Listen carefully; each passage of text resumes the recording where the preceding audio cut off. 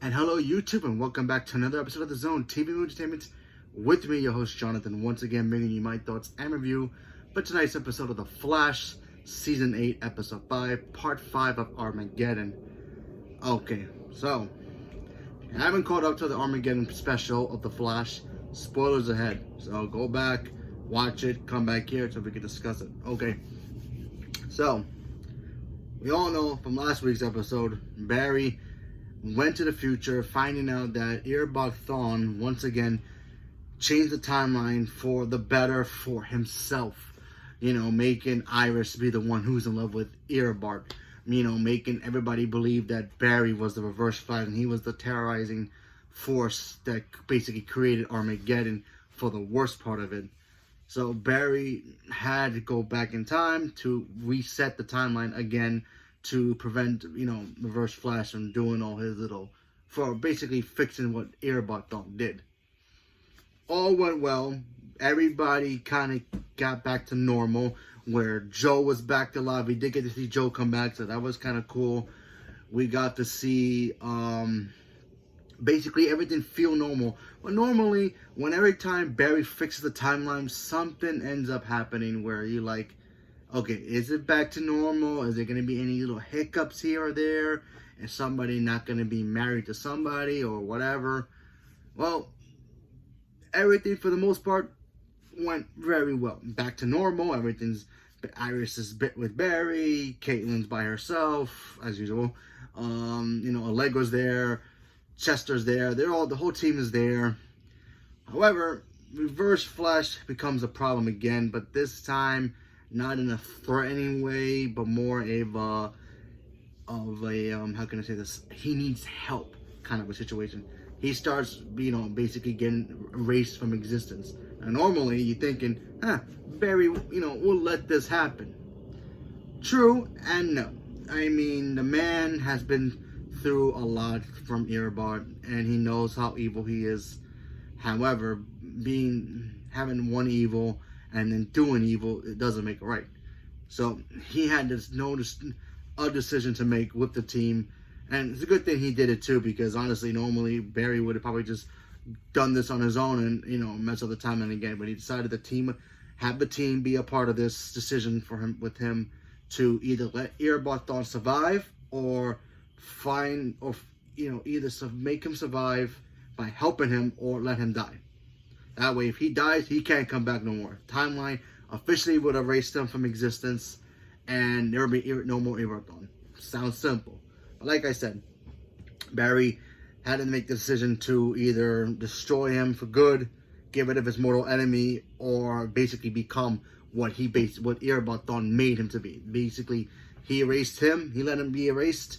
He's no better than the Reverse Flash. So, you know, being a superhero, he confining throughout the whole team, basically just him, Iris, and of course Caitlin, which was very cool that they got to, you know, allow Caitlin to be a part of this decision. Now, normally the rest of the team would have been like, okay, what about us? But, you know, they didn't get a decision because they kind of knew. They don't know with Eobard Thawne, you know, like what the rest of the team know. You know, they all been through a lot. Iris has been through a lot with Eobard Thawne. He killed Eddie. Well, he was the fault of how happened to Eddie. Ronnie died. Caitlin lost her fiance. Barry's mom, you know, losing that. So the three of them had to make the decision, either save him or kill him. They ended up saving him because Joe, Joe being the voice of reason, says, if you guys don't save him, you guys know better than he is. And then, of course, Despo shows up. He ends up, you know, he's gonna try to take out Eobard Thawne to prevent the future from being destroyed again. Mia Smoke shows up for the first time. We haven't seen her since the last episode of Arrow, so that was cool. She ended up helping up the team because she's looking for William.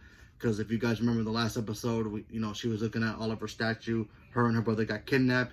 Apparently, she's been looking for him for 2 years. So she tracked him down to that time period. So go figure. And yeah, basically Despo was gonna try to kill Eobard Thawne unless Barry figured out a way to save him and also prevent him from being dead twice. So what he does, takes his speed so he doesn't become a threat. Obviously, Eobard Thawne loses his mind. What else is new? And everything goes back to hunky-dory. Unfortunately, there are some things in here I didn't like. So let's break it down. Okay. For the most part, love seeing Mia come back. I thought she was great. It was great seeing her. She got controlled by Despo, so that was kind of cool seeing her attack the team. Poor Caitlyn, she got shot in the leg by an arrow. Obviously not purposely, but still. But I scratched my head and wonder, what was the point of Mia being a part of this? I mean, don't get me wrong, I love seeing her. I mean, I know we're not going to get the Canary show, because if we are going to get the Canary show, then it'd be a cool way to help set up that show. But since we're not going to get that TV show, we were supposed to get it, but then decided to scrap it. So, honestly, what was the point of her being there? Not that I don't like the actress who plays Mia Smoke, or Mia Queen.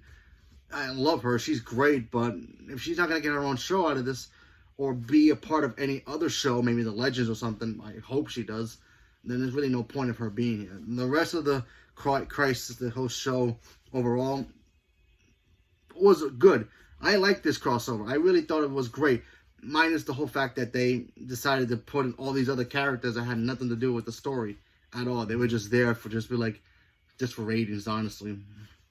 But overall, I enjoyed it. And of course, the ending has to set up the next chapter, which is in 2022. I think it's March, they say. They announced it's coming back. Where Bart and Nora, I guess they have to fix a timeline.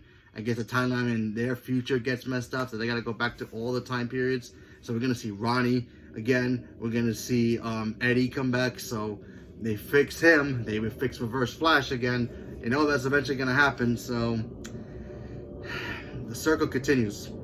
But overall, I enjoyed this crossover, minus a couple. Oh, by the way, Damien Dark was back in this episode. He stuck around for a little bit. And also Nora Dark came out of nowhere too, because that was kind of cool to see her. And it was a really cool, nice little goodbye from Nora to her father officially. So that was kind of sweet. But overall, I thought this crossover was very cool. I enjoyed it. Like I said, I really wish this was just a Flash crossover. Not even a crossover, just a Flash special. Because it had nothing to do with the other heroes. Sure, once again, they screw Black Lightning. I love Black Lightning, and I was so excited to see him get a second chance, and they screwed him over again for one episode. And they canceled his show. And yet, his character is still awesome. But yet, whatever. Overall, I still enjoyed it. I thought the special worked really well. I'm not going to even call it a crossover. It was awesome, but what can you do? Hopefully the next half of the season, it's off to a good start, so hopefully the next half of the season is just as good. So, leave me a comment below. Let me know what you guys thought about it. Stay tuned for more, and thank you very much, and have a good night.